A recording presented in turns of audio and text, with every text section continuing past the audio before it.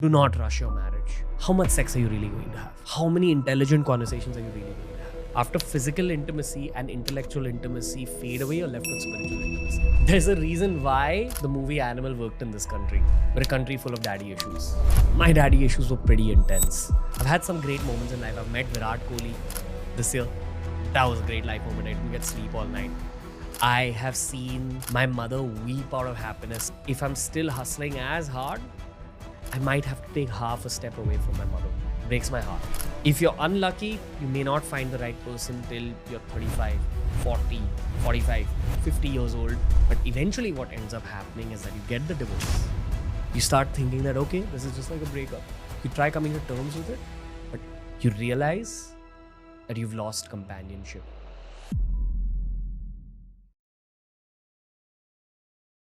If you're under the age of 25, I know that this podcast will add an immense amount of value to your life. If you're between the age of 25 and 30, I'm 100% sure you'll find a lot of this extremely relatable because I'm going to be extremely vulnerable. And if you're over the age of 30, if you're older than I am, what I promise you is that I have a different life experience than what you had in your 20s because of all the people I got to meet through this podcast, the Ranveer Show. Everyone that I've met adds a layer. Every single podcast changes me a bit, which is exactly why I wait for 3 to 6 months for these solo podcast shoots, which are probably the closest to my heart. And honestly, a big reason I'm recording these is so that one day I can show my kids these videos when I feel it's the right time to transfer this information to them.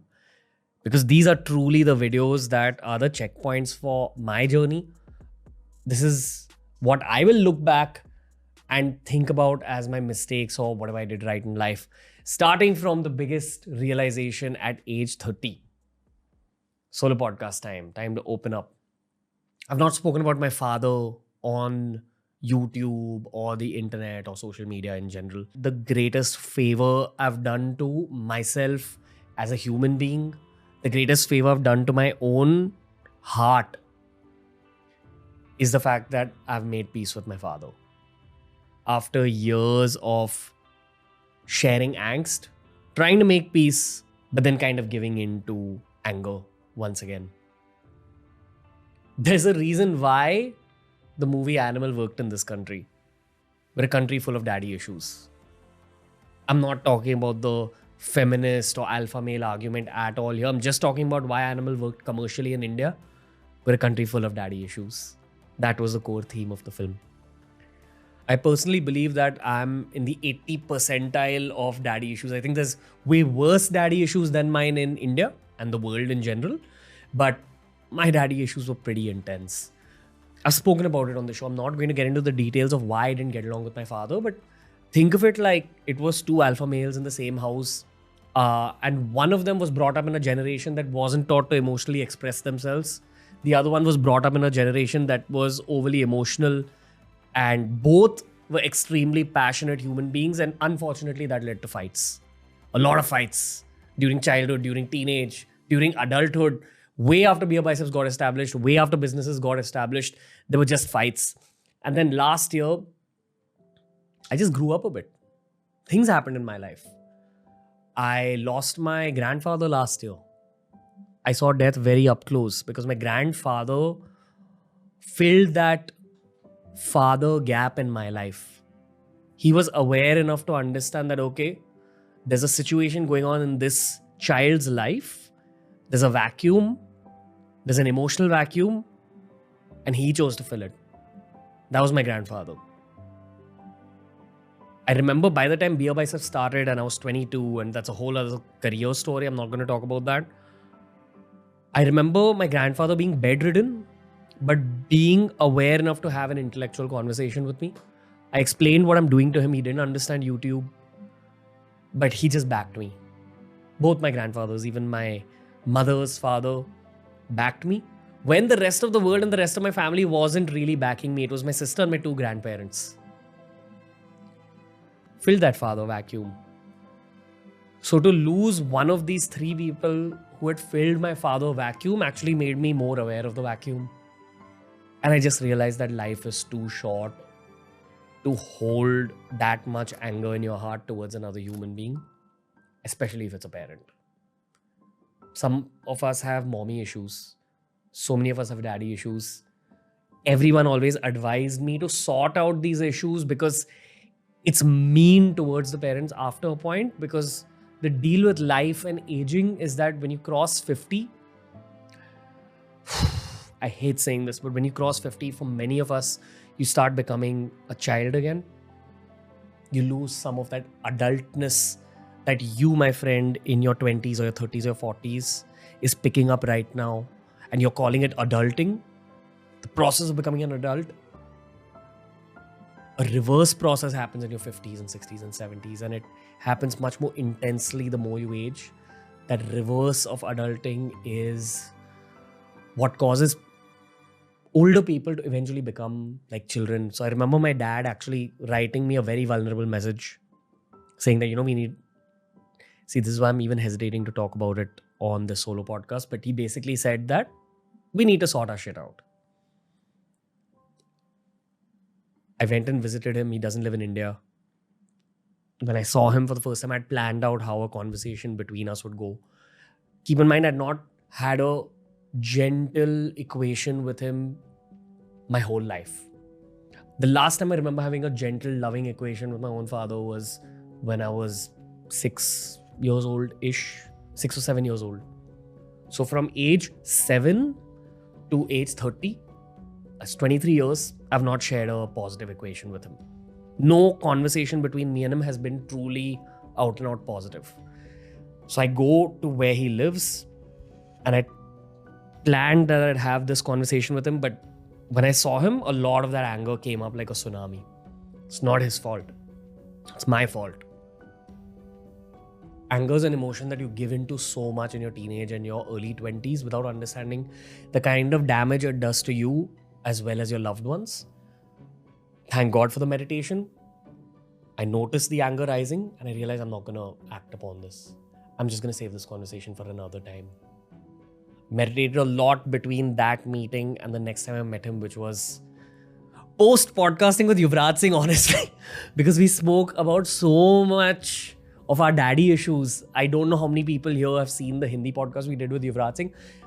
To give you context, Yuvraj Singh is one of our country's most legendary cricketers. He had some very famous daddy issues. It was known to cricket fans all over our country that Yuvraj Singh has some kind of situation going on with his father, but he navigated that publicly and came out as a World Cup winner. So when UV was visiting our set, my intention was to talk to him about daddy issues, because as a child, when I didn't know how to navigate my own daddy issues, I looked at Yuvraj Singh's journey and thought that, okay, that's what you do with all that anger. Take it out where it matters. Which is why for this year, I think this podcast was the closest to my heart. And after doing it, I just realized once again that life is too short to direct anger towards your own family. It doesn't matter if my father hasn't understood what went wrong between us. I'm not here for clarity. I believe in taking actions. I believe in correcting what's been wrong. All I can do as a 30-year-old right now is things that will actually please the hearts of my mother and my father. And if I'm not pleasing the heart of my father, I'm not pleasing the heart of my mother either. Now, I'm going to make a conscious effort to travel more with my father to get to know him, because I didn't really get to know him throughout my life. But the reason I'm sharing all this with you guys is because just this whole story and this whole process, it's healed me so much on the inside. It feels like a weight's been lifted off my shoulders. I live life in a more peaceful way. I sleep more peacefully. I wake up more peacefully. I wake up with lesser angst related to my work. No matter how intense my work phase is, I will never attach that sense of anger to my work the way I once did, because I got to know in therapy that we try mimicking our family relationships in our professional lives until we start mimicking our professional relationships in our family life. That's why these two worlds are so strongly linked, and for me, my priority is still becoming the absolute emperor in whatever I choose to do. I don't want to be an unhappy emperor in my professional life. Because until you've sorted your own shit out like a grown adult, you're not going to be completely happy. Just doing this, just making these efforts, having these regular conversations with him. And I'm not speaking to him that regularly because it's still a wound that's healing. It's been one of the best decisions of my life. I'm not going to say that I wish I did this earlier because I didn't have it in me to do it earlier. But now that I've done it, along with the fact that I'm able to control my anger thanks to all that meditation that I'm doing, this is a cocktail for joy. I'm feeling a lot of joy in my life. I'm consciously giving so much more time to family. As I said earlier, my dad doesn't live in my city. My mom lives in my city. And if I have free time, which I get very less of, my first priority is my mother. Because I'm very conscious of the fact that I will get married, I will have a family life. And at that point, I might have to take half a step away from my mother.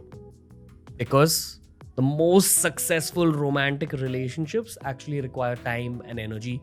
And I'm speaking this based on my understanding of long-term romance, based on the stuff I've seen around me. The most successful romantic relationships are always built out of giving it time and energy. Right now, I can give my mom all my free time. Later on in life, after I'm married, after I have kids, either I have to increase the amount of free time I have to give it to my mom, my wife, my kids, or if I'm still hustling as hard, I might have to take half a step away from my mother. Breaks my heart. It's kind of how life works though. Which also brings me to this concept of marriage and career. Let's talk about career first. Man, the one thing I've done right in my life is my career. This is the second point I want to talk to you guys about. This is not just for people in their 20s. This is for people of any age, but it's especially for people in their 20s. You're going to have a 5 to 10 years struggling period in your life. Ideally, make sure it's your 20s. This is if you want to live a more balanced, financially cushioned life later on. You are going to have to outwork most of the people around you at some stage. And if you don't, you know what's going to end up happening? If you're just a regular person, a part of the pack, eventually your need to earn money is going to stretch out into your 50s, perhaps your 60s, perhaps your 70s, when you may not have the physical and mental energy that you do right now. That's just how I look at life. Maybe that comes from the world of sport, where if you're playing a football game and your team scores 3 goals in 20 minutes time, the entire game's for 90 minutes, but in 20 minutes you scored 3 goals, you've already won the game because you can play slower for the rest of the game, just defend, pull your players back. I personally believe that you should go really hard at the beginning. The most intense work task should happen at the start of the day. That's just how I look at life, and that's what's helped me. I challenged the out of myself in my 20s. Every single year, I tried taking on more work than I had in the previous year. Dark circles, bad skin, hair loss, it's too superficial. Because what I'm getting in return is financial success, of course, fame, which is intoxicating, a lot of public validation, which just probably helps the child inside me continue through life. And fourth, and this is the most important thing, all these other factors lead to your loved ones looking at you as someone they can rely on. You're the stability factor for all your loved ones. And that's the biggest joy of doing quote unquote well in life. If my cousins are having a tough time at work, they'll call me. If a relative of mine is not in a great place emotionally, they'll call me.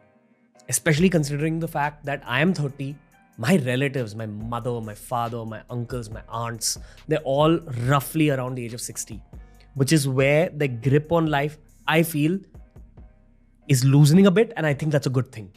I think it's a privilege to be able to become a child in your 60s and 70s and 80s. I want to be the adult. I want to take care of them in all ways, not just financially. Of course, financially. They're going to be taken care of so well financially. But I want to take care of them emotionally as well, because life isn't just about throwing money at your loved ones. Life is about throwing your life at your loved ones. That's what you're going to remember. Often I think that I'm not able to do enough for my nana, my mother's father, my nani, my relatives, my aunts, my uncles. I'm not able to give them as much time as I'd like. But if they ever need me, I'm ready to leave every single shoot. I'm ready to leave whatever I'm doing, and I'm ready to go there. The beautiful thing is that they kind of understand the phase of life that I'm in, which is extremely unbalanced. My career is my focus right now, because all these other comforts I'm speaking about have come from my career. So everyone around me understands that, and they'll only ask me to do something for them if they really need it. And I think that's the biggest privilege of my life, that you're looked at as the stability factor, or at least one of the stability factors in their life. If any of their lives are going to shit, they say that, you know what, but I have that nephew, I have that grandson, I have that son who's doing all right. That's what feels good. I remember the time I was growing up, and as I've said many times, I did not grow up around a lot of money, contrary to popular belief. We'll talk about this in another podcast. This is a whole other story that people don't know. I remember my mum being a working mother and still trying to be the best possible mum to me, trying to instill character, intelligence, knowledge, positivity at the cost of her own sometimes, which I understand now, because I remember my mum telling me that I'm 33 years old. That was in 1998, because she's 1965 born. And I thought 33 is so old, and I'm 30 years old right now. So I'm effectively almost the same age that I remember my mum being when I was a child. I remember how much she hustled. I remember the kind of sacrifices she made, especially when it comes to her career. All this alpha energy you guys see in me, this go-getter energy, it actually comes from her. It comes from my father a lot as well, but most of it comes from her, because in many ways, at least emotionally and character-wise, I was brought up by my mother. My father provided financially, but everything else was my mom. And that's a fair argument. I used to hold a lot of angst against my dad because of that. And now as a 30-year-old, I understand, no, that's just how they divided roles. They were doctors, they weren't business owners. My dad had to hustle a lot to make money. My mom decided to provide emotionally, provide in a caring way, provide as a house owner to the children and the family. When she sees my material success or whatever I have become in terms of character in this world, she feels she's done something okay with her life. And that kind of macro validation feels great. That's the motivation right now. Which is what I'm trying to tell you guys, that do it just for your family. As cliched as this piece of advice is, focus really, really, really hard in your careers. You know, I might get some hate for what I'm about to say next, but I think it's important to be said. I am also an advocate for mental health, therapy, healing, self-love, all these things. But I see too many people around me who get caught up in the soup of these topics and don't give enough of their own consciousness or life force or focus to building their careers, putting in the hours, working really, really hard. I don't know why that is. I probably think that it's because the narratives about all these former subjects are present way too much on social media, and no one talks about the raw, dirty truths of life anymore. Which is that if you truly want your loved ones to be happy, you're going to have to go to war. That's the truth. You'll gain your happiness through your loved ones. Even if you scar yourself, even if you injure yourself, eventually you're going to find yourself in a place of joy when your grandparents walk into your home and pat you on the back. It'll all be worth it. Why isn't this narrative out there enough? Anyway, these are the first 2 points I wanted to talk about. Forgiveness, which has been a great decision, and going really, really, really hard at my career in my 20s. Always challenging myself, always taking feedback. Even today, I want to keep improving. I'm so motivated about taking this story further because I know what I'm capable of.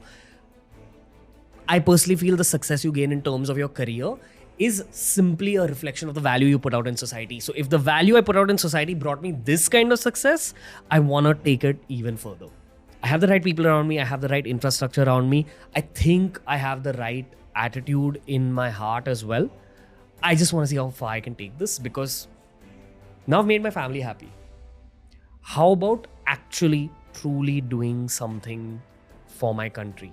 Not just saying that everything I do is for India, which it is, but actually doing something for India. This is not a promotional piece for any of my businesses, though every single business has been built keeping India in mind. I'm not going to talk about that.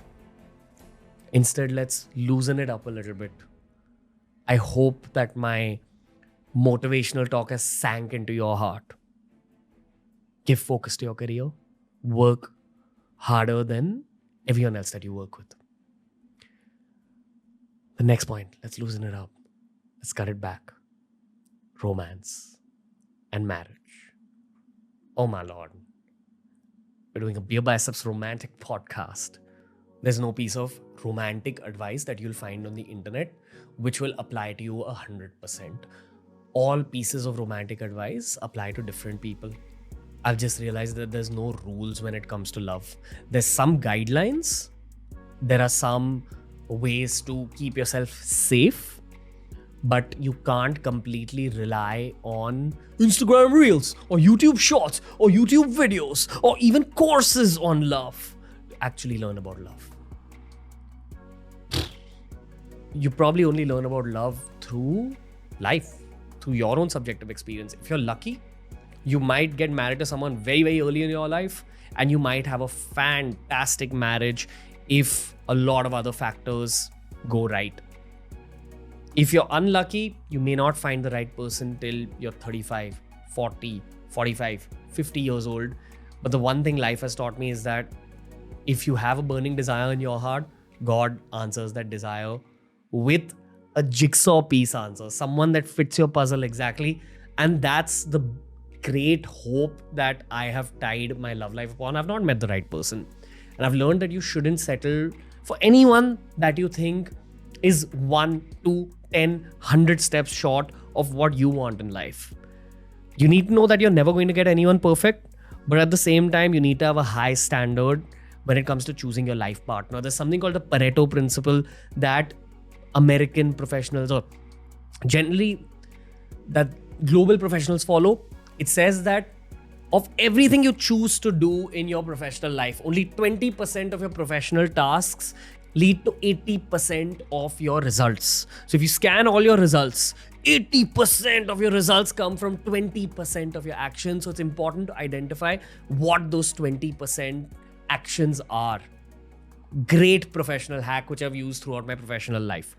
But when you're talking about such a key decision, when you're talking about marriage, you apply a Pareto principle upon a Pareto principle. So 80-20 upon 80-20, which makes it 96-4, which means that one single decision, 4% of your life, is going to determine 96% of your life. That's the one thing I figured from talking to so many people on the show, talking to people who've been through divorces, talking through people who've been through the worst kind of infidelity, talking through people who've had healthy as marriages. You need to give a lot of shits about who you're getting married to, which is why don't settle, and at the same time, don't expect everything from your partner. Your partner's never going to make up for all your needs, yada, yada, yada. Your partner's not going to provide everything that you wish for in your heart. You're not a part of a Disney movie. You're a part of Bhulok, as we call it in India. The realm of suffering. You're going to suffer in your marriage as well. You're going to have moments, even with the best possible partner, you're going to have these moments where you'll want to split up. You're going to want to divorce them. You're going to want to get out of that love story. But do you still choose to stay within it? I'm waiting for that person in my life. I'm not going to rush marriage. That's the one truth I've learned through talking to so many people on the show. That's my 30s vibe, and so many of my friends are married. So many of my friends are having children. So many of my friends are very unhappy that they're not married. So many of my friends are enjoying the unmarried life. I'm somewhere between these two categories. I'm a little unhappy that I haven't found my partner yet. I really thought I'd be a father by 30. But at the same time, I understand the blessings of having this much time, space, energy, and love to give to other aspects of my life, like my family, my mother, my father, my work. God plans out a beautiful story for you if you constantly keep that faith in the big being in the sky. That's what I'm relying on at this stage. While I have an atom bomb of romance in my heart to give, I'm going to wait on it. Okay? This is not a, hey, ladies, come DM me, come send me Instagram proposals. This is not one of those messages. I'm just talking from my heart. You know, the slightly up truth about marriage, and I actually don't know whether this is up or whether it's pretty practical. You should marry someone who you enjoy chilling with. Are your chilling activities the same? Marry that person. Are you also attracted to that person? Great, marry that person. Can you see yourself talking to this person forever if you are the only two human beings left in the middle of a zombie apocalypse? And the reason I say zombie apocalypse is because you'll have to go to war with this person by your side as well. Not in the zombie apocalypse, but in life. You're going to have to go to war with this person. These are my 4 nuances when it comes to deciding upon the person that I'd like to get married to. So many more factors. I can write a long list. Everyone has their own subjective non-negotiables in terms of this is what I absolutely want in a partner. I know my non-negotiables. I'm not going to speak about it in this episode because it's not a love-themed episode. It's a life-themed episode. I was saying that the up thing about this is that you grew up watching Bollywood films thinking that violins will start playing when you see someone, or there'll be a nice piano tune as you make eye contact, or when you kiss someone, there's Arijit Singh's vocals in the background, right? It's not at all how marriage or relationships work. I've had relationships, spoken about it on the show. Not going to speak about it more. Seen unthinkable amounts of joy, which is probably hormones at play. But then I've also seen an unthinkable amount of sadness and pain. And the extremity of these two emotions really tears you apart in some nice ways. I think we're sent to this planet to be torn apart a little bit. God plans all our suffering in different ways. And for many of us, our karmic cleanses are the phases of romantic suffering that we're meant to go through. That's how I look at it. Which makes marriage such a strange situation. I'll talk about my reasons as a 30-year-old for wanting to be married. If I scan my 20s, the happiest phases of my 20s were either when I was spending time with my mum and building memories with her, that parental bond. Or it was when I was in a committed long-term relationship and I got to share both love and pain with that person. I've had 2 very intense and very painful relationships in my 20s, which crossed a certain threshold where I was seriously considering marriage. The most beautiful memory of my whole career is when I crossed 1 million subs and I didn't know what to do with all those emotions. I couldn't explain them to my parents because they are not in the same age category as me. I couldn't explain it to my team because they've done it with me. I could explain it to the girl I was dating at that time. I didn't know how to process what was going on inside me because so much sacrifice, so much pain had gone into just hitting 1 million subscribers. This is back in 2018. Back when I used to drink and do other naughty things. So in a state of intoxication, I just remember using that intoxication to rope out pull out whatever was inside me. And what I got was a bag of tears. And it happened because my girlfriend at that time, it was a nice, amazing relationship.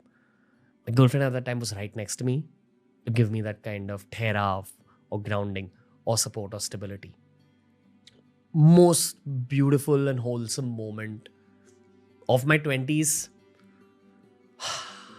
I've had some great moments in life. I've met Virat Kohli this year. That was a great life moment. I didn't get sleep all night. I have seen my mother weep out of happiness because of certain professional achievements. Unthinkable in terms of joy. I've seen my grandparents come over, pat me on the back in one of the worst phases of my life and tell me that they're extremely proud of me. These are great moments. And I question that why that particular moment with that person was still stronger than these other moments. Is it because I'm a romantic at heart? I don't know. I do definitely know that the best version of me as an artist comes out when I'm in a serious, committed relationship. Something happens to my creativity. So maybe this is a slightly selfish way of looking at life, but I know that the best version of myself happens when commitment is a big part of my life. And I know that there's a lot of people who view their lives in the same way. And that's my basic logic for wanting to get married. I know that it boils down to companionship. How much sex are you really going to have? How many intelligent conversations are you really going to have? After physical intimacy and intellectual intimacy fade away, you're left with spiritual intimacy. And spiritual intimacy doesn't just increase by praying or going to places of worship or listening to spiritual TRS podcasts together. Spiritual intimacy is also about actual practice and living through moments of fierce pain where your soul is providing blankets of shelter to the broken soul that you've chosen to be your one. That's how I view my life. Up, Pixar's Up, that film, that's what I want to be. When you live a materialistically gifted life in your 20s, you have access to money, you have access to all the frills that come along with money, you have access to fame, you have access to all the sex that comes along with fame. That's not what I want. That's not what a lot of the stable, high-value men around me want. Fortunately, I'm surrounded by a lot of people who are old school. I'm old school. And I know I want to get married. Just not met the right person. I'm not putting pressure on myself about meeting the right person either. No matter how much pressure my relatives put on me. That's the other thing that a lot of people my age are going through. Your relatives are putting pressure on you. Do not rush into marriage because of that. I'm seeing a lot of marriages break down around me because the marriages were rushed, and they were rushed because either of the two parents or all the relatives put together or society, friends, cousins in general were putting pressure on both the halves of the couple or at least one of the halves. Someone rushed in or both rushed in. You do not need to win that race of marriage. Okay? Even if you lose 5 years of your life for the next 80 years of your life, draw out an 80 centimeter line and draw out a 5 centimeter line. What matters more? You tell me. Do not rush your marriage. While we're talking about all these unique problems of people in the late 20s and early 30s, what I really want to highlight in this point is divorce, which is a very cruel and extreme reality of our generation. Too many people are going through divorces. Marry carefully. I'm not just telling you guys this, I'm telling myself that as well. Especially if you're a diehard romantic, marry carefully. It's not just about the legal battle that you'll have to go through during divorce. It's not just about the money exchange or the material exchange that happens. It's about the emptiness of divorce. We had Shekhar Kapoor on the Hindi podcast, spoke about divorce in detail. He said that divorce before it happens often feels like you feel before a breakup. You want that breakup because that end of the relationship gets bitter because of an event, because of behavioral patterns, because of love fading away. Mostly it gets bitter. And then you think you want to exit it. You break up with someone and you feel like shit, and then eventually you're fine. He said that that's how breakups work. Non-marriage based relationships. But when it comes to marriage, you feel like you want the divorce. But eventually what ends up happening is that you get the divorce. You start thinking that, okay, this is just like a breakup. You try coming to terms with it. But eventually you realize that you've lost companionship, which is the core reason for human marriage, globally speaking. That's why people get married. To raise a family together, to go through experiences together, to live together. You lose that companion. I asked him about the male perspective on divorce, and he said that you'll never feel that kind of loneliness in your life, the kind of loneliness you feel post-divorce, especially after you've come to terms with the anger you had when it came to your marriage. That's not a life I want for myself, which is why I'm going to choose my partner very carefully. And I hope and pray that every single person listening to this podcast also chooses their life partner very carefully. Study about relationships, but don't take blind relationship advice from social media. Moving on. Children. Are you ready to have a child? Are you ready to exchange 20 years of your life at least for the sake of that one life that you're bringing into the world? 20 years of your life, your consciousness, your life force, your focus, all of which was being put into your career and your self-growth and your relationships and your mom and dad until that point. All of that is going to be fueled into your child. And if you f***ed up in those first 20 years, then you're going to have to fuel it into your child for the rest of that child's life until you die. And it's easy to fuck up raising kids. Maybe for our generation, it might be slightly easier because of the access to information that we had growing up. But yeah, it kind of scares me to think about this phase of having kids, especially when I see the guys around me, the guys I grew up with, having children. These are the guys who we spoke about masturbation to for the first time. The guys I grew up with. I know them from my 6th standard, 7th standard, when you're becoming an adult. That same guy now has a child. Think about this. You won't be able to understand this, boys and girls, unless one of your closest friends in the world or your sibling actually has a kid. And then you see them raising the kid and you realize how much consciousness, time, effort, energy it takes to raise that kid. Parallelly, because of media, I meet so many people who have chosen not to have children in their life. And that seems like a very nice life to me. It seems like a stretched out version of their 20s where they're living for their careers and their partners. Sometimes they're single and they're just living for their careers and their experiences of life or their spirituality or the spirituality. So I see people in their 30s and 40s and 50s who don't have kids, who've consciously taken up that choice, who've adopted that choice consciously. Very seductive version of life. But then for some reason, when I see an infant, I feel like taking care of it. I feel like protecting it.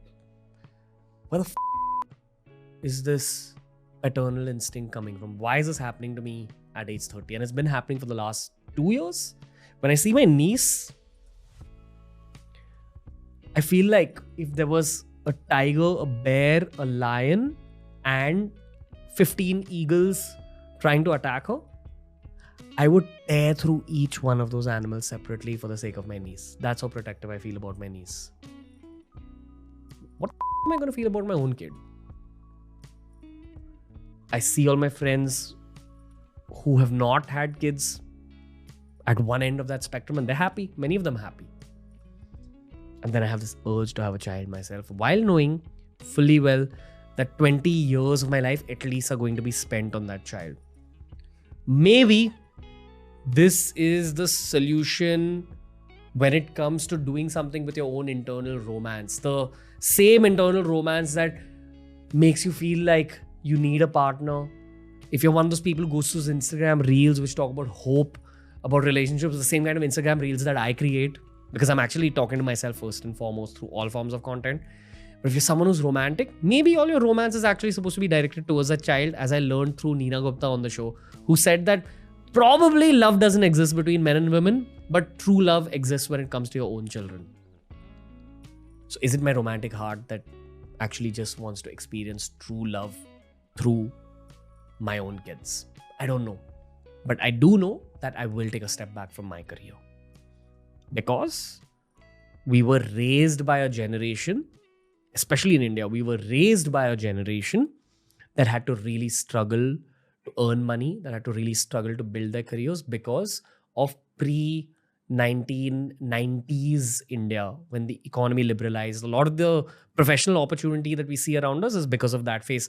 We're not going to make this an economic special. We're talking about practical life. I feel our parents had to struggle a lot to make money. They weren't able to take those step backs in their career. I've worked like a through my 20s. I'm still working like a pre-marriage. But my point is, once I have kids, I will ensure that my weekends are given to my kids. I will ensure that massive chunks of my day are given to my kids. And I will ensure that I'm a very present father.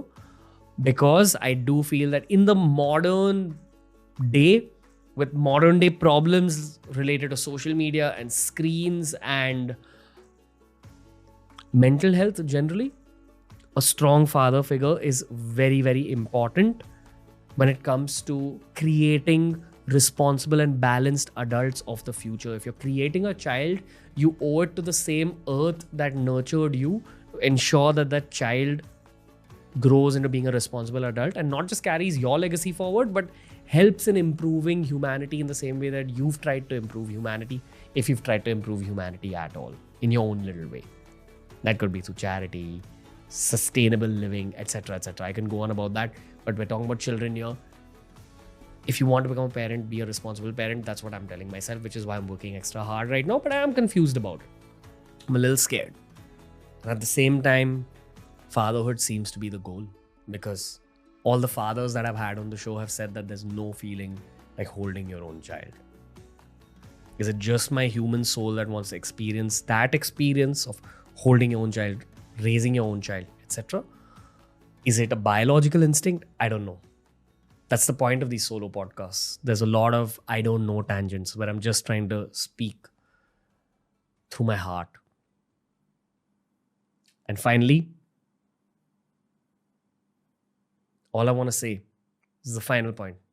And this is the basis of all the other points.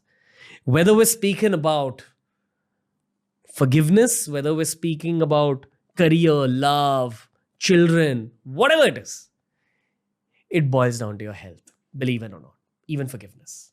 Because that ability to forgive, first and foremost, comes from clarity, and the clarity will come from the fact that you're taking care of your body and mind. Okay? I want to kind of become a fitness and health YouTuber again in the same way that I was. We started off as a health and cooking channel, believe it or not.